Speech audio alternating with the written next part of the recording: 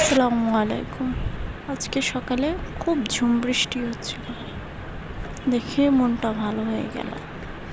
তারপর চলে আসলাম রান্নাঘরে নাস্তা রেডি করতে। কি অবস্থা সবার? সবাই কেমন আছেন? আশা করছি সবাই আল্লাহর রহমতে ভালো আছেন। আমরাও ভালো আছি।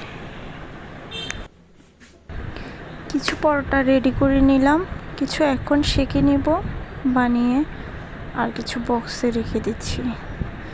যখন বাচ্চাদের খেতে ইচ্ছে করবে তখন জাস্ট নামিয়ে বেলে সেঁকে দিতে পারবো। পরোটাগুলো সেঁকে চা করে নিয়েছি, চা করে সবাই একসাথে নাস্তাটা সেরে নেব। নাস্তা করতে করতে সবাই একটু গল্পগুজব করে নিয়েছিলাম। তারপর আমি রান্নাঘরে চলে এসেছি। আজকে করব করলা ভাজি, তারপর লাউ দিয়ে, মাছ দিয়ে, আর মুরগির মাংস।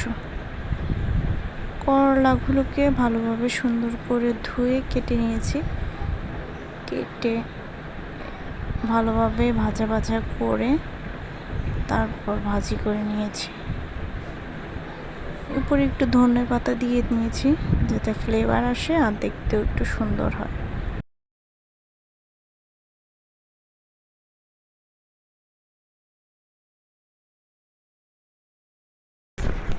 এদিকে আমি লাউগুলোকে সুন্দর করে কেটে পেঁয়াজ কাঁচামরিচ রেডি করে লাউর উপর দিয়ে সব মশলা একসাথে দিয়ে নিয়েছি।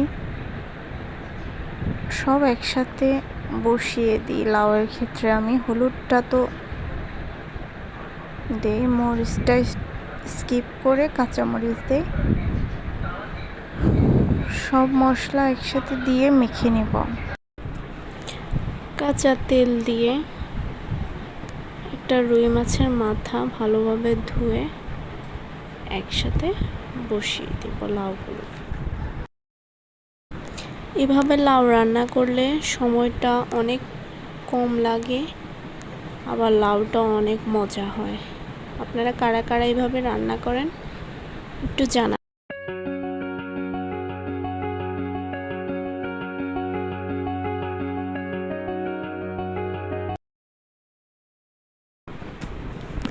লাউটা কিছুটা সিদ্ধ হয়ে এসেছে। এ পর্যায়ে আমি কলাইয়ের ডালগুলো পরিমাণ মতো দিয়ে দিচ্ছি। আমি মাঝে মাঝে মসুরের ডাল দিয়েও রান্না করি লাউ, আবার মাঝে মাঝে কলাইয়ের ডাল দিয়েও রান্না করি। দুটো দিয়েই ভালোই লাগে লাউ।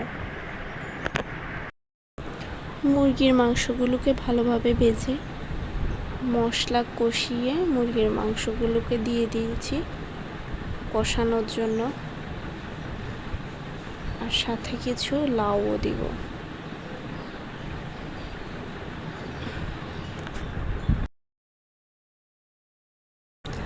দুটোকে একসাথে ভালোভাবে কষিয়ে নিব।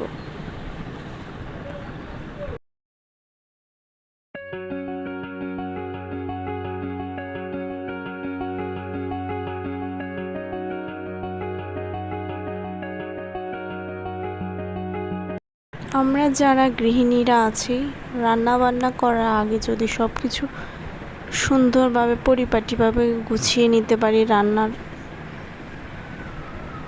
তরকারি মাছ সব কিছু যদি সুন্দরভাবে গুছিয়ে নিতে পারি, তবে রান্নাটা খুব সহজেই আমরা শেষ করে ফেলতে পারি। এতে আমাদের সময়ও কম লাগে, আবার রান্না করার সময় মনও ভালো থাকে, রান্নাও মজাদার হয়। আমার মুরগির মাংস রান্নাটা প্রায় কমপ্লিট হয়ে গেছে। এখন টেবিলে পরিবেশন করে দেব।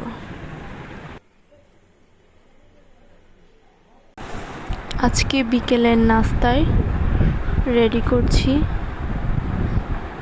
তালের কেক। তাল দিয়ে কেক বানালে অনেক মজাদার এবং নরম। প্রথমে আমি তালের সাথে পরিমাণ মতো চালের গুঁড়ি এবং ময়দা মিশিয়ে একসাথে একটা বেটার তৈরি করে নিয়েছি। তারপর আমরা চুলায় যেভাবে কেক বেক করি ঠিক এভাবে কড়াইতে কিছু পানি নিয়ে একটা বাটিতে তালের বেটারটা দিয়ে একটা ঢাকনা দিয়ে ভালোভাবে ঢাকনা দিয়ে নিয়েছি। এই যে আমার তালের কেক রেডি, একদম ফুলকো নরম ফ্লাফি। এই নাস্তাটা খুব সহজেই রেডি করা যায়, আবার সবাই অনেক খুশি হয় খেয়ে।